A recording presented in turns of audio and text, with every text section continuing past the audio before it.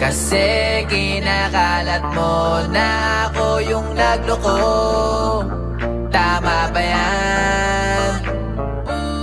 Eh kaso lang ngayon malalaman na yung totoo.